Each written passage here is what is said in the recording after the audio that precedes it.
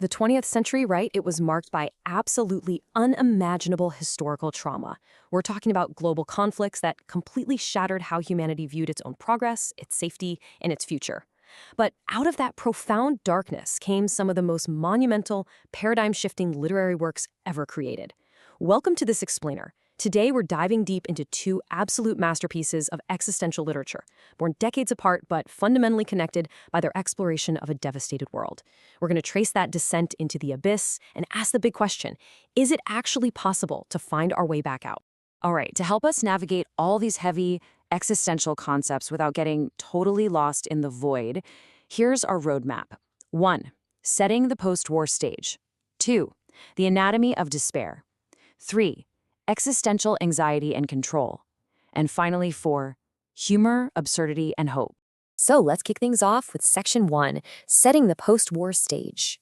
We are really looking at a massive historical escalation of despair here. Think about it. T.S. Eliot drops the wasteland in 1922, fresh out of the devastation of the First World War. Eliot's poem perfectly captures a fractured Europe, a society suffering from this incredibly deep spiritual barrenness and disillusionment. But then, fast forward to 1957, Samuel Beckett writes Endgame, but now we're in the shadow of the Second World War. We're talking after Auschwitz, after Hiroshima and Nagasaki. We are officially living under the post-atomic threat. The desolation has become absolute. Beckett's world is this claustrophobic nightmare where even nature itself seems to have just died. As we unpack Beckett's specific mechanics, we'll see exactly how both of these authors navigated the complete collapse of their respective eras. And to really understand how these guys painted their wastelands, we're going to lean on some incredibly deep academic analysis to guide us through the darkness. We aren't here to take a philosophical side or anything like that. We just want to impartially unpack how these authors responded to the sheer horrors of the times they lived in. Which brings us to Section 2, The Anatomy of Despair. Let's step right onto Beckett's bare stage for a second to see how he constructs a world entirely devoid of meaning. Before a single word of dialogue is even spoken, he sets up this agonizingly tedious routine. Imagine watching this live. Clav staggers over to the left window, then all the way to the right. He realizes he needs a stepladder to look out, goes and gets it, climbs up, looks, climbs down, goes to the other window, but oops, he forgot the ladder, so he has to go back, and he repeats this whole sequence over and over. It's frustrating, it's kind of funny, but it instantly traps us. We haven't heard a single line yet, but we already know this world is stuck in an exhausting, meaningless loop. And that tedious loop? That is exactly how Beckett traps us in the human condition. It's a world built on unavoidable suffering. You've got the protagonist, Ham, constantly crying out for painkillers, only to be hit with the reality that there are literally none left. It's a world of intense physical decay.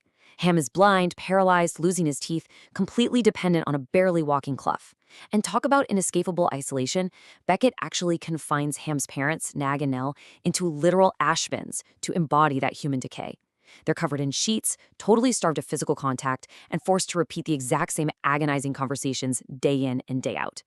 So what actually exists outside this terrible little room? Absolutely nothing. When Ham tells Clove to look through his telescope and check the weather or the earth or the sun, Clove just keeps repeating one word: zero. Zero. That zero is the absolute vacuum they're living in. The environment outside is gray, the sea is dead, the sun is extinguished. This total environmental emptiness forces the characters to turn completely inward, into their decaying shelter, and right into their own minds. Let's dig into that a bit more in Section 3, Existential Anxiety and Control. Looking closer at our blind, paralyzed protagonist, Ham, scholar Yi-Chin Ling points out a really fascinating dynamic.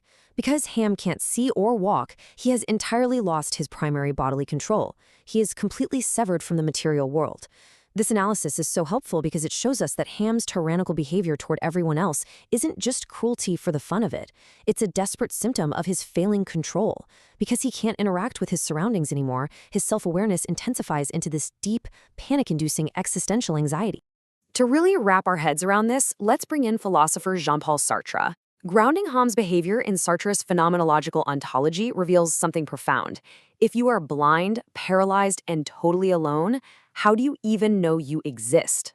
You literally need another person, an other, to react to you just to prove you are actually there. And this builds the most suffocating, codependent relationship imaginable. Neither character can truly abandon the other. Ham, playing the master, demands absolute obedience. He makes Clov move his wheelchair to the exact center of the room, then left, then right, then back again. Does he actually need to be in the center? No. He just needs Clov to obey him. That obedience is the only thing validating his consciousness. But Clov, the slave, figures out his own power. He starts resisting. He gives Ham the silent treatment, which plunges Ham right back into that terrifying vacuum of existential anxiety.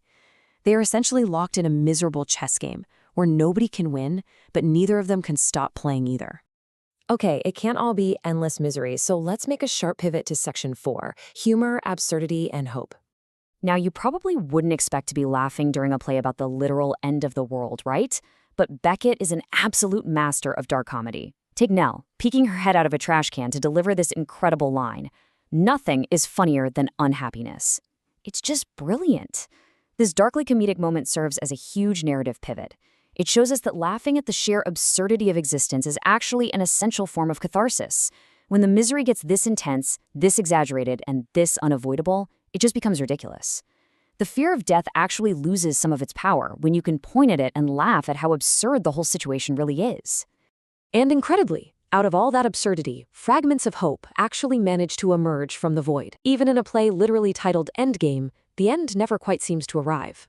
Clov spots a small boy outside, a tiny hint that humanity might actually survive. Clov relentlessly contemplates leaving the shelter, which proves his spirit isn't totally broken. Nag and Nell even manage to smile over old romantic memories from their youth. But above all, it's the sheer, stubborn compulsion of all these characters to just go on.